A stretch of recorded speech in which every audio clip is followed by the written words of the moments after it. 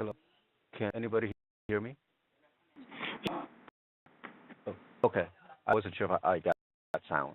Thank you. Yeah, Neil, that's fine. So everybody is muted. I'll just do the introduction now. Um, Good morning, everybody. Welcome back to our monthly webinar series. This is Shrikant Ramabhadran, moderator and staff analyst at First Tech Credit Union, located here in Mountain View, California. All participants have been muted at this time. I'll open the line for the presenters soon. Daniel has already joined us. And Daniel Kimble, our speaker, the CEO of Resonance Executive Coaching, a Silicon Valley-based firm specializing in peak performance and leadership for CEOs and executives. The topic is not the stories you tell that drives your success as a big data executive. Big data is worth very little if it's not boiled down to a few key insights and presented in a way that inspires people to take bold new action that drives stronger business results. In this interactive webinar, we learn the reasons executives are inspired by stories and how to construct and deliver your compelling stories from your big data insights. However, before I turn over the presentation rights to Dan, just another minute I'll take on some of the topics I want to talk about. Seolytics is an online community platform that helps you maximize the value of credit union employees to collaborate and develop, and also will invite other financial industry folks, and that's seolytics.com. And next one is on my agenda is about Credit Union Analytics Summit. The registration is in progress now. 2018 Credit Union Analytics Summit going to be held in Microsoft, March 13-14. This is Seattle. Registration open sales ends August 31st. And other topic, quick topic is join our LinkedIn group, Data Analytics for Credit Union. To share, post, record, sessions from various presentations, etc. And a recording of this session will be posted on the seolytics.com. Also, I want to let you know, 15 minutes question and answer at the end. And you can ask them over the phone at that time, at the conclusion, or while you are in the middle of the presentation, you can send me chat. That way, the presenter is not disturbed. And if there is a need, Daniel might as well entertain your question halfway through, so long it doesn't disturb his flow. Thank you very much once again. I'm going to open the lines are already open for Daniel. Daniel, you go. You can start sharing and do the presentation. Thank you. Yes, thank you for having me. First thing I want to do is start off with a video. It's going to give you a quick introduction to storytelling, the power of storytelling, why it works well. It's also going to give you an introduction to who I am as the CEO of Resonance Executive Coaching, what our firm does, and I want to stretch you to start thinking already about, as you're watching this video, it's about 3 minutes long, how does it work as a story? What's the theme of the story? What information is it conveying, and why is it an effective story from a structure perspective, as well as the emotions it connects to and what information it conveys at the same time. So let me get that started here in a second. Daniel, make sure you share, okay? I've just stopped sharing. Yeah. Just going to get that here.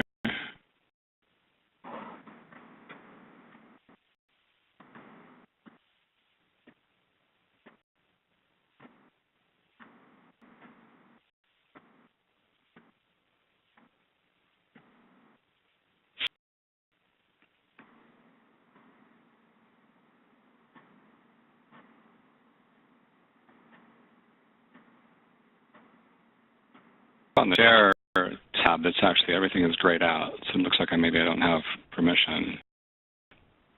1 minute, because the way you're the presenter now. Oh, there. Okay. Now I got it. Okay. This video, the audio should be coming through your computer, and so you'll hear it that way probably versus over the phone if you're dialed in, for example. Let me get it here.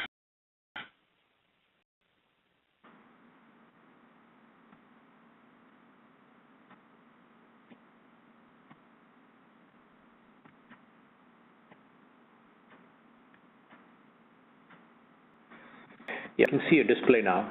Yeah.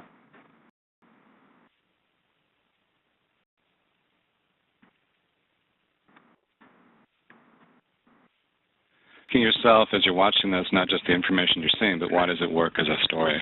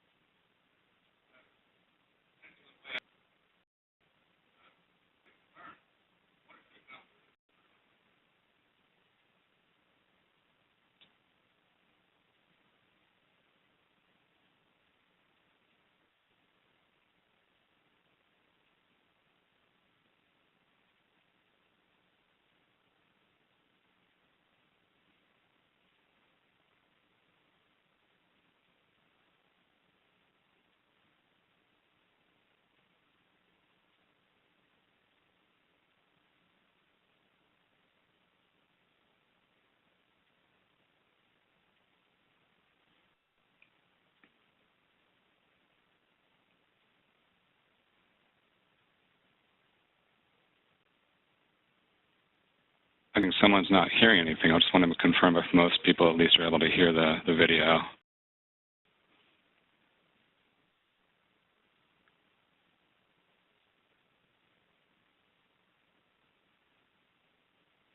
The volume on the video is on your laptop, so everybody knows that.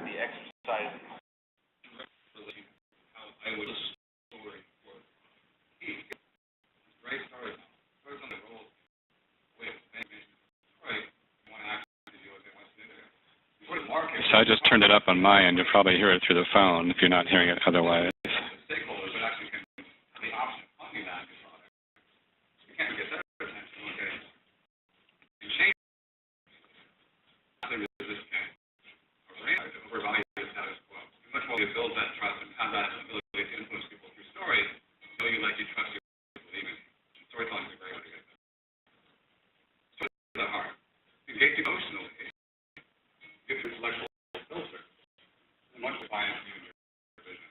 Recommend Daniel was really interesting section. I really, this is a great program. Anybody who's interested in product management, product marketing, taking back worksheets. We talked through a presentation that I need to get, kind of crafting the message, and then using a story to really get people emotionally involved. The process we walked through is just really powerful. One of the reasons that people pick me up being the best at this different associate wanting to get that next maybe not.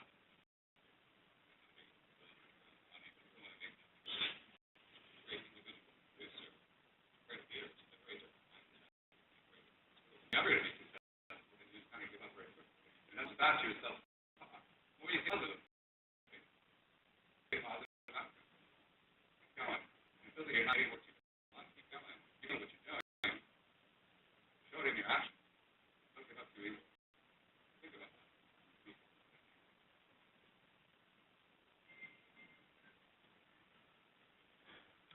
Okay, not everyone necessarily heard it, but I did hear via chat that it sounds like a lot of people were able to hear it. You can actually find the same video on my website, Resonance Executive Coaching, if you didn't get a chance to hear it and you want to watch it later.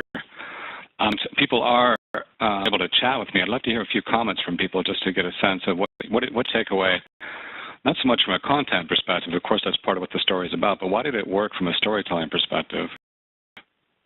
Doing that, I will share my presentation instead.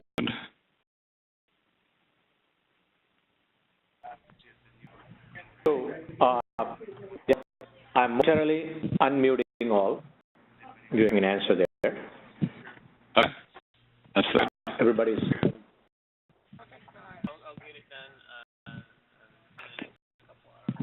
This is so Paul. The key piece that I got out of it is within the story. The story is good, and I think sometimes we lose focus and just kind of like throw everything out there.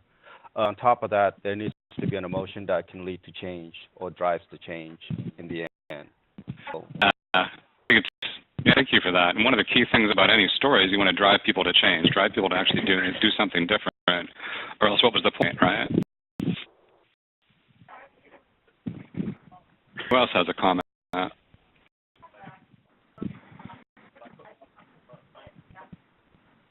That also gives you a sense of when I do a talk like this live. I'm not sure, some of you on the line may have been at my talk I gave at the CU Lytics event about a year and a half or so ago. And in that case, I have a chance to do things a lot more interactively. At the end of this presentation, I'll give you a link you can go to. And if you sign up on that link, I'll give you the slides as well as the interactive worksheet that I hand out when I do this exercise live. It'll give you a real quick step-by-step instructions of how to create your story given the format we're about to discuss.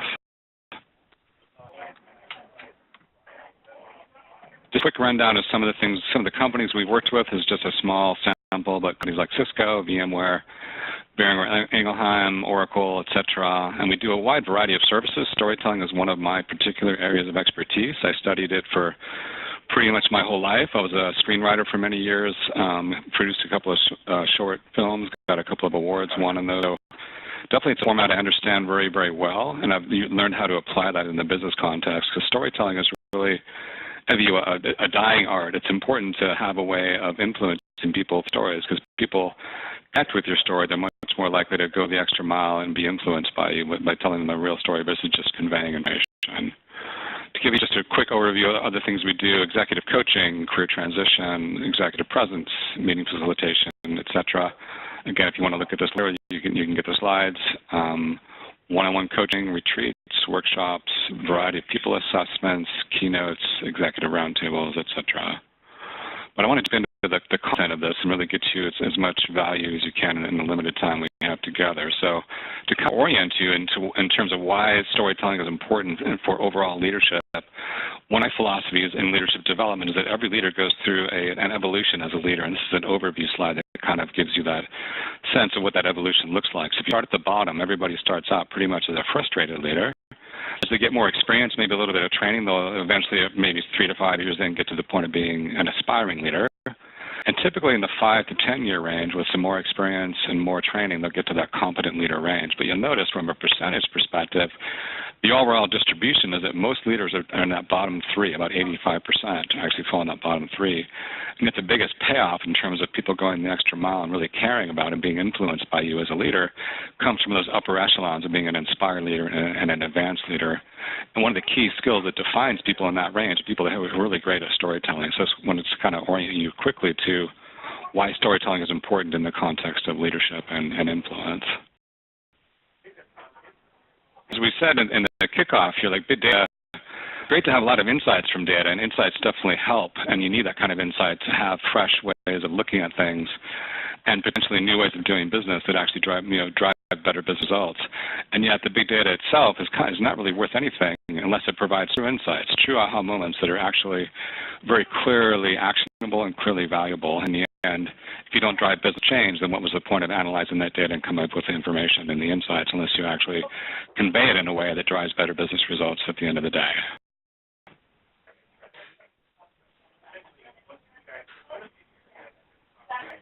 When you're thinking about this, it's easy as a presenter, when or any kind of story you're telling, any kind of opportunity you have to influence others, because you probably spent, or maybe someone in your team and or you spent a lot of time looking at the data, analyzing it, understanding it, and coming up with these insights.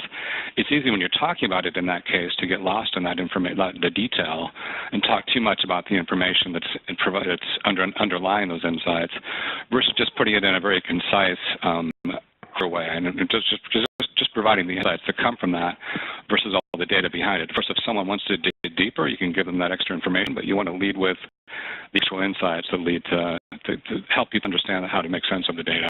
So it's just easy to go into too much detail. You want to briefly summarize the data behind the insights, and imagine people, as a general rule of thumb, can only track about 3 things at a time. So if you're coming up with 3 insights, key insights, you want to try to limit it to the top insights for any given presentation you're having.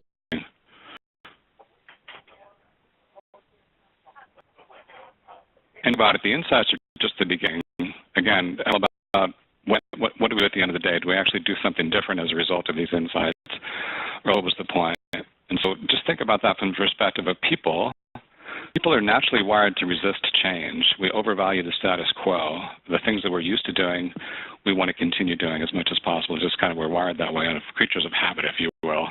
And so you need to inspire people and give them information in a way that conveys in an inspiring way, makes them want to do something different because they see the value of doing it different.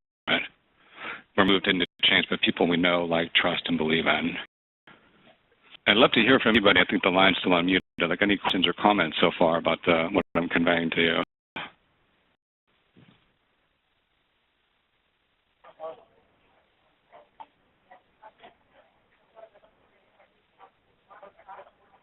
I'm going to move on. Storytelling is a lot of different ways to try to influence people and present information. What's unique about storytelling, and one of the unique things about it, is it's like a direct pathway to people's hearts. A well-told story really bypasses a lot of the intellectual filters that we all naturally have up to resist change and resist being influenced by others. It's like a direct line to the subconscious, if you will. Think about behavior change and what makes people drive to consider doing things differently. People make decisions primarily based on emotion, and necessarily after they've made that decision primarily based on emotion, they'll then rationalize it with logic. And so it's, again, just open people's eyes, but to actually engage them, you have to engage them with their hearts through their filters so you can actually influence change.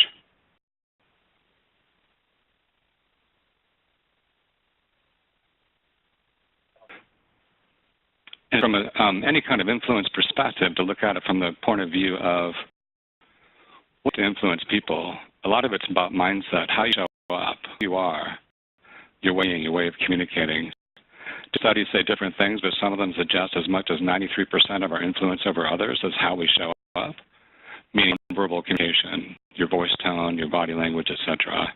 So think about that from a mindset perspective. You want to focus on things that you have the most control over.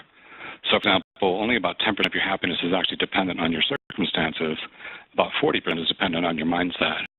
So, on your mindset versus the circumstances you find yourself in.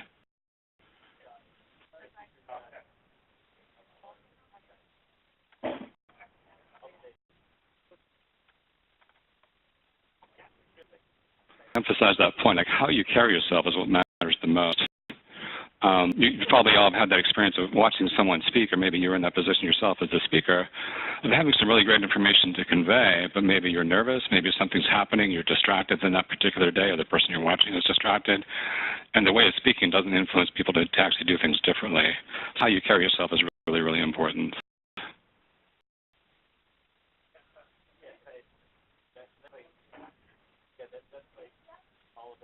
Hey, so far, I'd love to hear from the group about thing, and also like any questions or comments you have so far.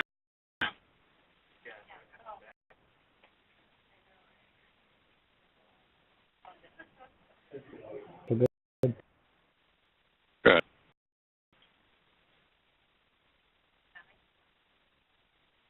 What makes a great story? There's a lot of different ways to define it. You want to connect with people emotionally. In business, we tend to default away from being vulnerable or sharing something personal. And if those kind of personal and vulnerable stories within certain limits, of course, but being more open, being more vulnerable is a way to influence people and get them, show them that you're human beings, have struggles like everybody else, and invite them into your world, and it actually influences them. So we tend to shy away from that in business, but there's a lot of value in going there. Great story, you want to make sure that you're painting a clear picture of the ideal state that this story is aiming towards. And you want people to feel that, not just paint it in terms of information, but how does that actually feel? What does that ideal state look like from an emotional perspective? And you're really clear, like how much the status quo hurts in comparison. You have storytelling structure, there's always 3 acts, the beginning, the middle, and the end. We'll get into this in more detail in a second. But the beginning is really setting that status quo, showing what the current world looks like. It is actually something happens at the end of that beginning, the first act, to shift the world, disrupt it. Now it's no longer clear where it's going, so something disruptive happens that transitions into the second act, which is where the struggle is. And that's where you want to convey information about what struggles came up in the core of the story, and how did the hero of the story or heroes of the story overcome those struggles. And at the end, you're actually conveying what that, you're showing them what that ideal state looks like, what it actually is. You're arriving at that ideal state and showing them emotionally what that feels like and looks like.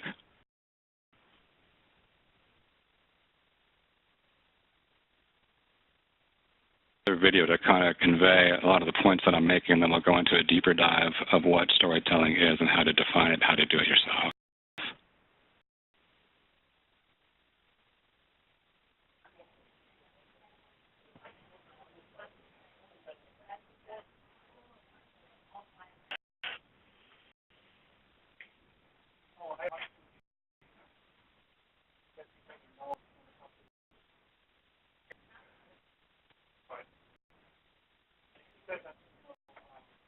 Now there's audio up on my end, so if you can't hear it through your computer, you might hear it through my audio here. Hang on.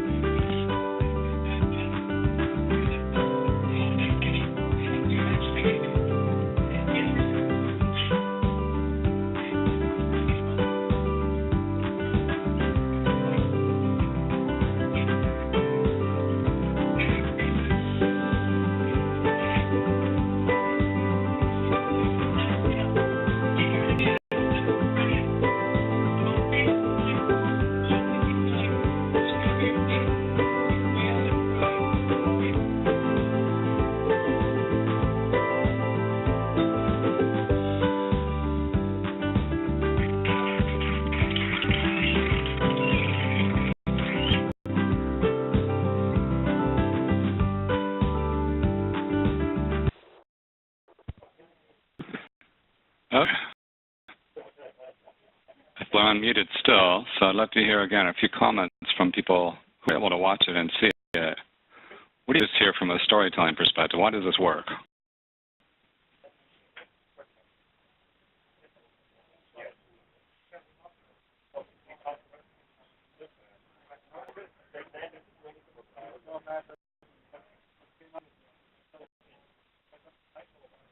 I think they'll be speaking, but I can't quite hear what they're saying.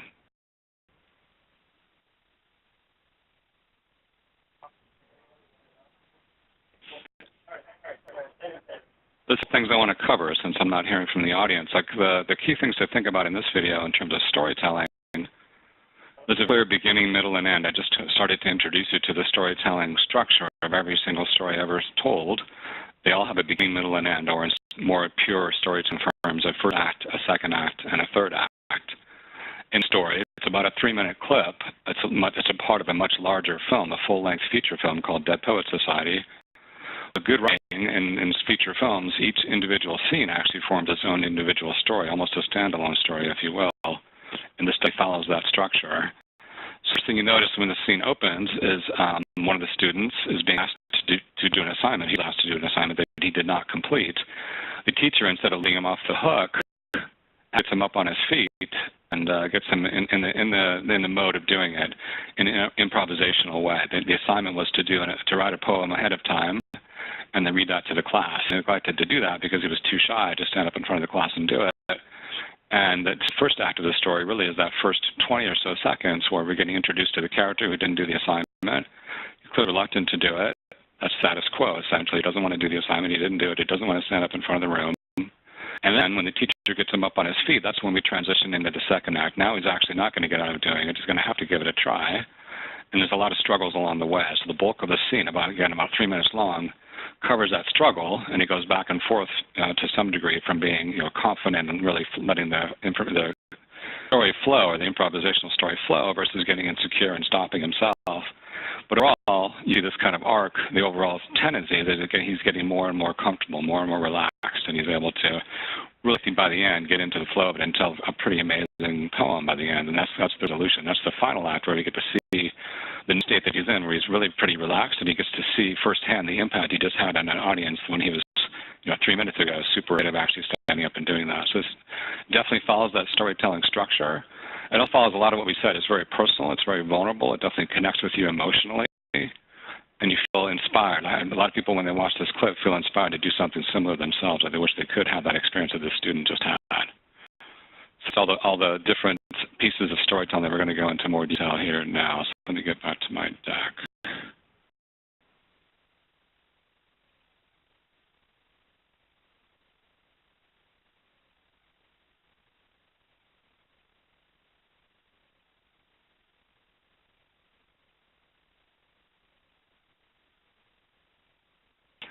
So I've covered some of this. One thing I haven't talked about is what I call a vertical takeoff.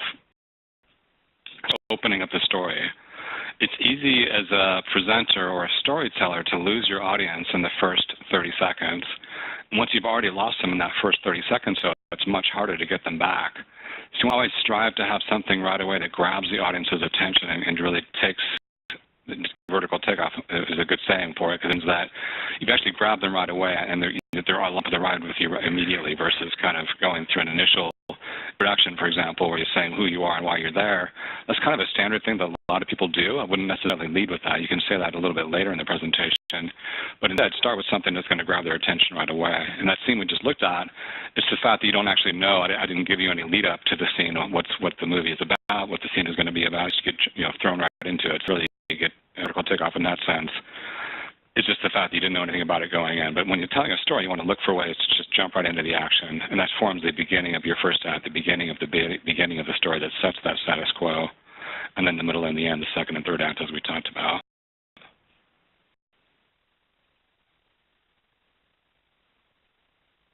Do that. So one easy way to do it is highlight right away what's at stake. If the thing that you're aiming for doesn't happen, what's going to go wrong? And so, for example, if it's a new project you're trying to get off the ground, you're trying to influence people to buy into these new insights that you come up with, given the data analysis you've done, what's the cost of not doing it? That's one way to highlight that really quickly and have that vertical takeoff grab people's attention. So you could say something like, if you don't succeed in this initiative, we're going to lose the opportunity to bring in $10 million in new revenue. That could be your very first line of your story. It's going to immediately grab your audience's attention. Now they want to hear the explanation of why that's true.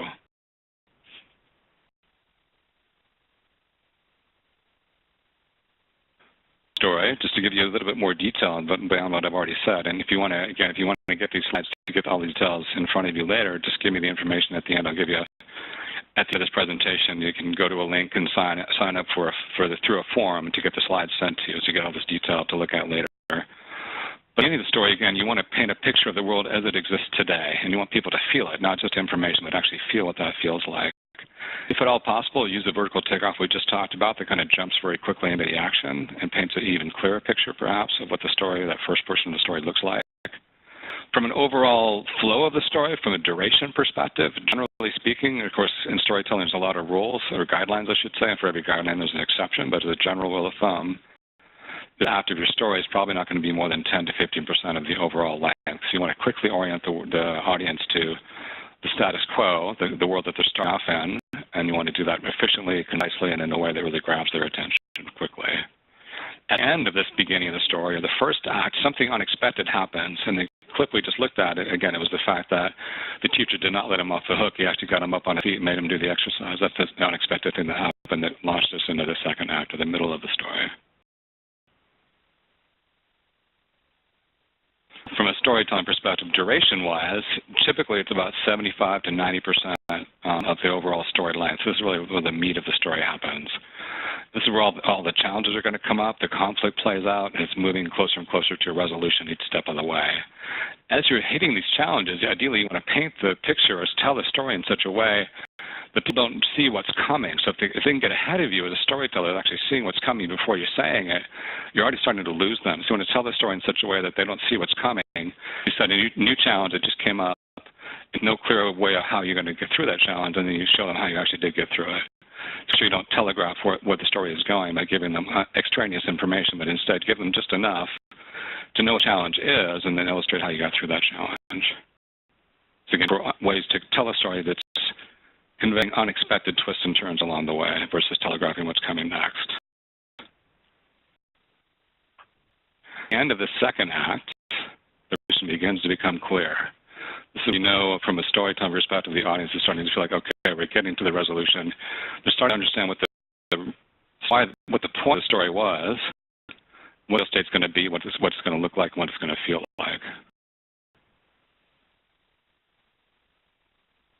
From a perspective, the end of the story, or the final act, typically is not more than 5 to 10%. It's relatively quick, precise. You want it to be powerful. You want to reiterate or rate for the first time, depending on how you've structured your story, the key points that they want to walk away from, and really give them that clear feeling of what that ideal state looks like and feels like. At this point, if it's a well-told story, it's really craving a release of the tension that was created through the second act, of the success that was created in the final act.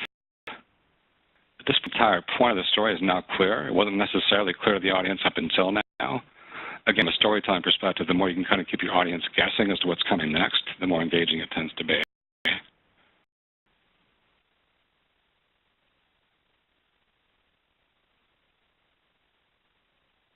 Give you later, if you sign up at the end, you get the slide deck as well as a worksheet that will help you work through this to create your own stories. But ask yourself right now, the story you want to tell,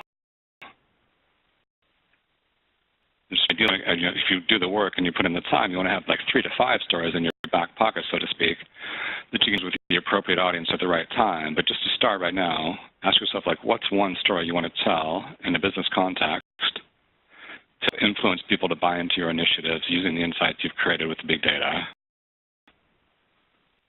I like to say with storytelling is you want to rehearse it so much that as if it's the first time you've ever said it. Your rehearsals where it'll feel like you're saying it by rote, and you probably will be. But once you're familiar with it, you can actually almost like it's off the cuff, and that's when it becomes more engaging again. So when you get to that point where you've rehearsed it so many times, it's like really, really down in your memory, and you can see it in a more engaging way, almost like it's the first time you've said it. Again, it's a rule of thumb, and for every rule of thumb there's an exception, but generally speaking, with stories like this, you probably want it to be 3 minutes, maybe 5 minutes, not super long enough to really quickly convey the information you want to convey in a powerful way through a great story. It's easy with storytelling to go on too long. That's why I kind of set a pretty strict, or I should say, timeline, like 3 to 5 minutes goes by pretty fast. But storytellers, it's easy for us to be overly verbose. You want to look for ways to make it very concise, very compelling, and really get to the point quickly. So 3 to 5 minutes is what I tend to tell people to aim for.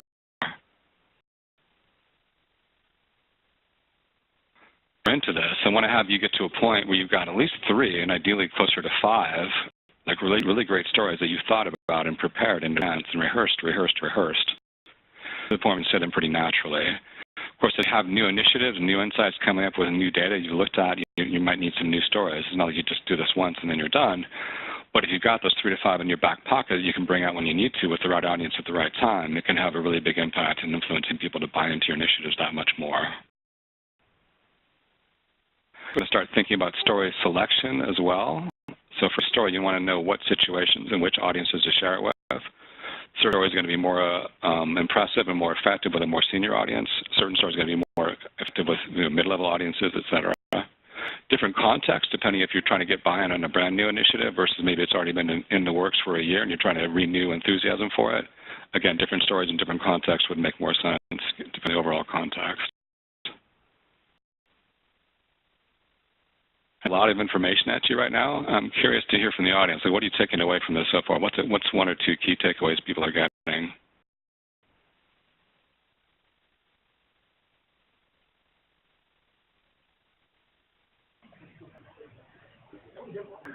There are the practice is important, that there are defined stages to a good story. Yeah, it's definitely really important to be able to tell a great story in a way that will influence people, and that there's a very clear structure of how to do it, right? A lot of us tend to just kind of improvise and not without knowing the structure.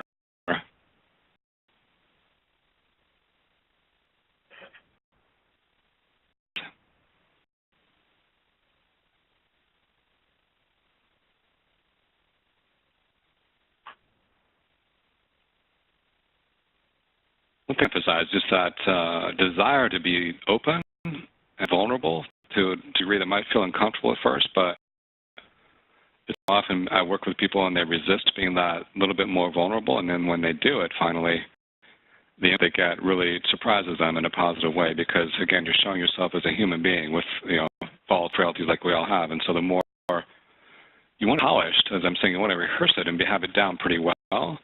But if you get vulnerable at the same time, it's that much more powerful. So connecting with your audience emotionally in a variety of ways, including being open and vulnerable, is really important from a storytelling perspective.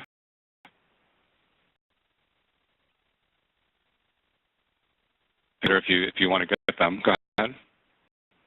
Yeah, the emphasis on rehearsal is important. I think, unfortunately, we don't get time doing that, and that is very critical. If you don't practice it, you don't do it well.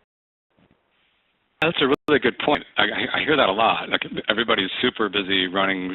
These days there's so much information coming out all the time. More in roles where there's much more expected of them than they possibly have the time to ever do. Right? It's like you can't possibly keep up with everything that's coming at you. Anything else in life, it really comes down to prioritization and how important the most important things that you spend time on. So storytelling is one of those things that feels like, to many people, it can feel like a nice to have. Like, it's nice to do this, but how helpful is it really? And actually, from working with a lot of executives, as they get better and better at telling great stories, it really moves the needle on influence, which ultimately moves the needle on business results, because you get people behind the business initiatives that make the most sense. For example, you might have I've seen people that have really great insights, really great new business initiatives that they want to get off the ground, and yet the way of speaking about it does not compelling enough to get buy-in from senior executives, so it never actually gets very far. And someone else who's better at telling stories, but maybe doesn't have quite as good of an idea or quite as good of an initiative, will get the visibility and will get the green light because they're better at the storytelling piece. So it's like, it's easy to think to yourself, okay, I don't really have the time for this. It'd be nice to have, but if you think about it from the perspective of growing the business, growing yourself, and being the best leader you can be, it's actually a really important skill to focus on. And a really good example of a great storyteller that a lot of people have seen at one point or another, and if you haven't, I suggest you go look at some of his videos. Steve Jobs, when he was still with us, when he would do a product announcement, a new product announcement, that's a really great example of just telling some great stories and showing up in a way that really engages and compels the audience to take action. So if you haven't watched some of those videos, definitely check them out, and that will give you a clear understanding of why this is so important and why it's worth your time. Of all the many, many things that you're being asked to do in your day-to-day work, this actually can move the needle in a pretty big way if you focus on telling great stories. But yeah, great comment. Thanks for that.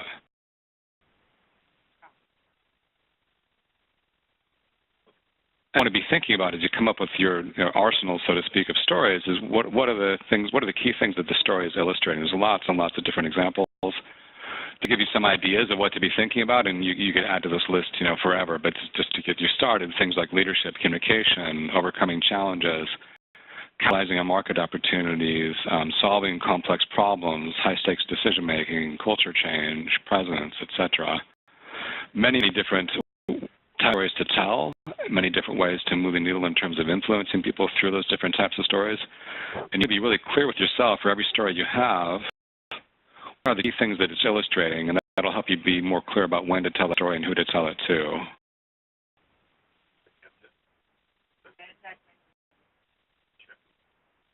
Started, big data, again, the insights that we can get from it can be really powerful. People who have that information, they have those insights, are not able to communicate it about it in a way that influences senior executives and other stakeholders to actually do things differently and take advantage of new opportunities or new efficiencies that are inherent in the data but not being capitalized on. It's really important to have that influence, or else it's really hard to get there. So the insights are just the first step, and it's really about influence in the end. You have to have the data, and the insights have to be solid, but that's table stakes. What it takes to actually move the needle is conveying the information in a way that actually gets people to buy in. So into a bit more detail about what influence comes down to, a lot of it is about relationships. The more you trust you, believe in you, the more they are to buy into you. Storytelling is a great way to kind of short-circuit that process. Some of this just takes time. Trust is enhanced or influenced by many different factors. One is time, just the time they have working with you. The more they see that you do what you say you're going to do, they see you as a person of integrity and who gets the work done, the more they'll trust you. But by a great story, you can definitely short-circuit that or shorten that path to higher trust by conveying information in a way that's compelling and engages them and kind of, again, minimizes their intellectual filters that they have about not trusting you necessarily. If they see you as telling a great story as a person of influence, they're more likely to believe in you and trust you. It's easy to miss or not focus on enough. It's like anytime you're telling a story, and it doesn't matter who it's to, but it's even more important in cases where it's like senior stakeholders. Like if not getting your story, it's your fault. You might like them to kind of understand the data better than they do, as much as you might like them to understand your area of the business better than they do. If they're not getting it, you need to do a better job of meeting them where they're at. Super busy, everybody's super busy, but senior executives are especially super busy. So you need to really set yourself apart by conveying information that quickly and concisely gives them exactly what they need so they can make an informed decision. And so if they're not getting your story, you're not getting the information you're conveying, the insights you have from the big data, look at yourself and ask yourself, what can I do differently? What can I do better? How can I tell an even better story next time so that they do get it next time?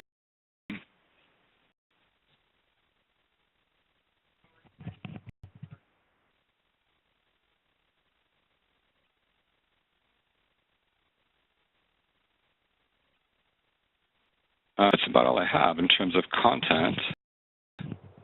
More comments, more questions. I think we have about 15 or so minutes left, so it looks like I'm right on time pretty much. I have one question, just out of curiosity. In terms of the approach, which approach do you think is more recommended? In terms of, do you think to focus on just kind of like get to the point, get to the outcome, to the conclusion of what you're trying to present, or start the details and the pieces and try to how those pieces come together? The answer is it depends. So, in some cases, you want to get straight to the point and be very concise, and with 2 or 3 sentences convey the information. Sometimes that's what's called for. That's not storytelling, but it's definitely an appropriate strategy in some cases. You have the opportunity, and it feels like it's the right time to people to new action by telling a great story. Then you want to give them more of the details. You want to follow more of this format. Again, always trying to convey the story in a way that they can connect to, that they can relate to, that makes sense to them, and in a way engaging in the ways we outlined here, and is relatively brief, like 3 to 5 minutes ideally. Cases you want to get straight to the point. Other cases you want to tell a story, and part of the art of this is knowing when to do what. Many of us, though, default away from telling stories. I want to encourage everybody to ask themselves, like, what are the opportunities when I can tell stories? Because there's a lot more opportunities than you're taking advantage of. Definitely, in some cases, it makes sense just to get straight to the point and maybe skip the story.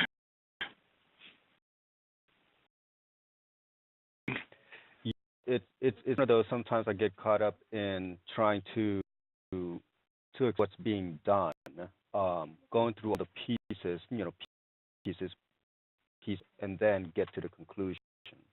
I do find that to be less effective than just to get to the issue and explain what you found, and brings in the pieces to validate what to validate your results.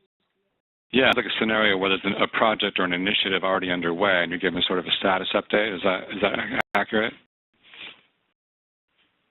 I guess my point is that it's harder to than it's harder to do than to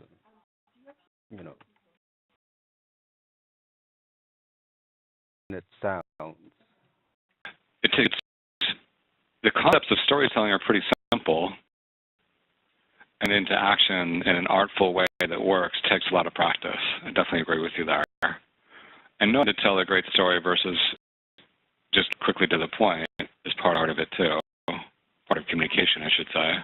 It's a great tool. It's not necessarily the appropriate tool in all cases. When updated, you're describing I think part of the question you're asking is how much detail to provide versus just getting to the point. And this is when I work with people that are trying to improve their presentation and storytelling skills, knowing to err on the side of giving too much information, especially if it's a more senior executive audience you're speaking to. You want to get to the point relatively quickly. Of course, some cases they may have some questions. They may want to dig deeper in certain areas, but you want to default to that the overview first. Get on the overview and whatever asks you have of them. And dig deeper, be prepared to go deeper, but skip the detail up front is usually the best approach.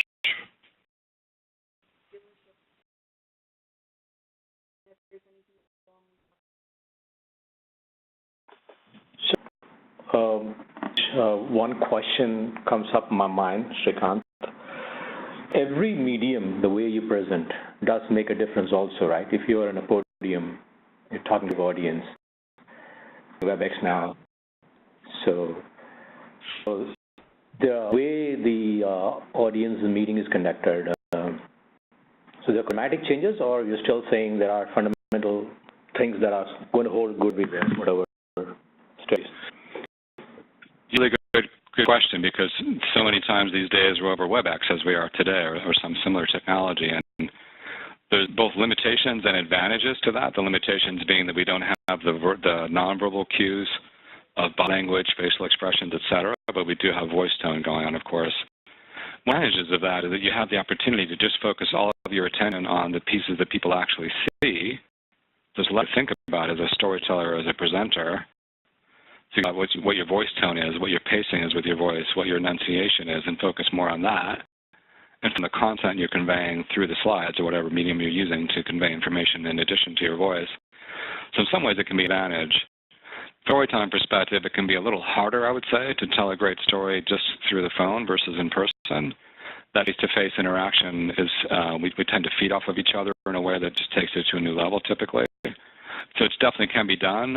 Typically over the phone or any sort of remote technology like we're using today, you need to be on the side of being more emotive, more expressive, to overcome some of those limitations of the fact that they're not seeing you face-to-face and not able to see your facial expressions or your body language. But the fundamentals we're talking about from a storytelling perspective definitely apply regardless of medium. Just you want to vary in which you do it, depending on the medium you're using. So pretty much the same. Thanks, perfect. You mentioned Steve, the way he moves around the podium. I was just trying to think that. Okay, thanks. Yeah.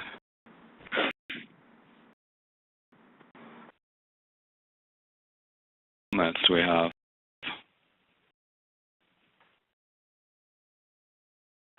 Where do you say that? We open the line, Daniel. Pretty much, there aren't any specific questions in the chat here.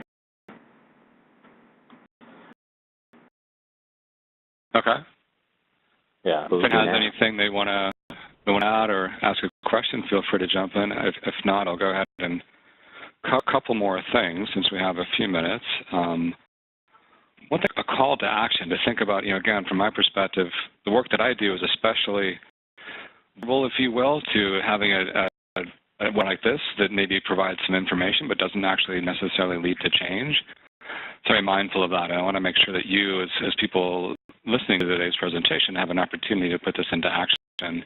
And so if you want to get the slides and get these details in front of you later to review and kind of deepen in your memory, definitely sign up on this website, the link I'm providing here. Also, you get the story worksheet that I do use when I do this workshop in person in a more interactive way. You'll get a sort of a paint-by-numbers approach, if you will, to creating your own stories. And also think about it from this perspective, like if you want to improve yourself, if you want to be better at telling stories that engage your audience and really influence people in the ways we've talked about, you have to practice it. You have to actually be doing it, week in, week out. And it's easy to look at this, for an hour today, set aside and say, oh, that's nice to have. I want to do that in the future, and never quite get to it. So the more you can actually put this into action sooner than later, the more effective it's going to be. So I would challenge you to take this worksheet and actually go through it, create a story, and start practicing it right away within the first week or so of today's webinar. Because I know from experience of working with lots and lots of people that if you don't do something with it within the first week, the odds of you getting back to it, given your super busy schedules, are a lot slimmer. So if you take advantage of this and really want to try to get better at storytelling, try to do something sooner than later. I highlight this as well. This is something I use in nearly every presentation I do, nearly every workshop I do, one-on-one coaching, etc.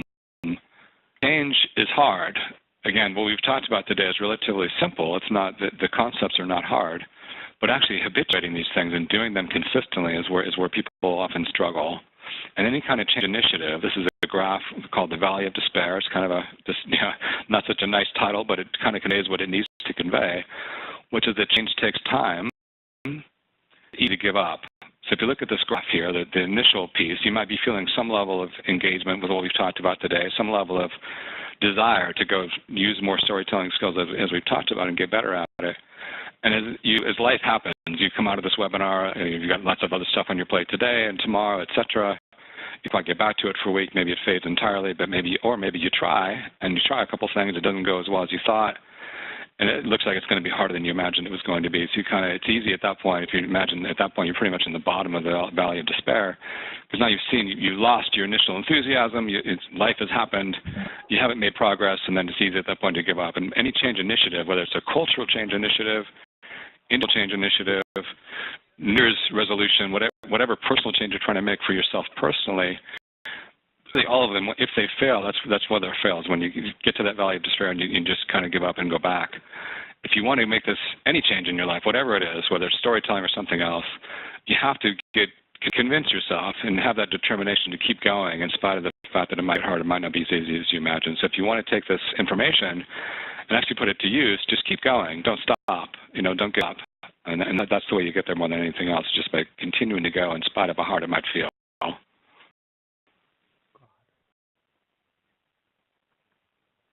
This in a storytelling talk because this absolutely is the arc of a story in many ways too. If you think about the first act, the first part of this graph, that's pretty much the status quo, right? Despair is the second act, and then points here where you're coming out of the Valley of Despair is the third act. So everything in life from a storytelling perspective as well as behavioral perspective tends to follow this overall pattern. So just ask yourself again, what to do with this, and if you want to do something with it, get started on it sooner than later and keep going even when it feels hard. Are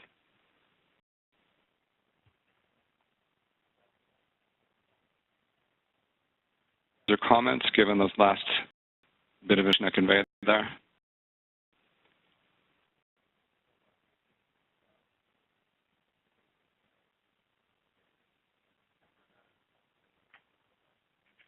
To this slide. So again, if you want to and get these slides as well as the worksheet I talked about, go to this link. So sign up form, and you get the information sent to you.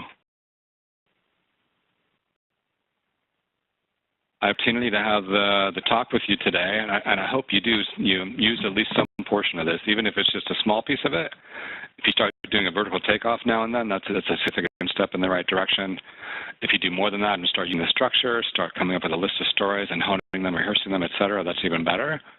But don't take away at least one key piece of information and start using it in your stories. You can do a better job of influencing people to take action on the insights that you're generating through big data.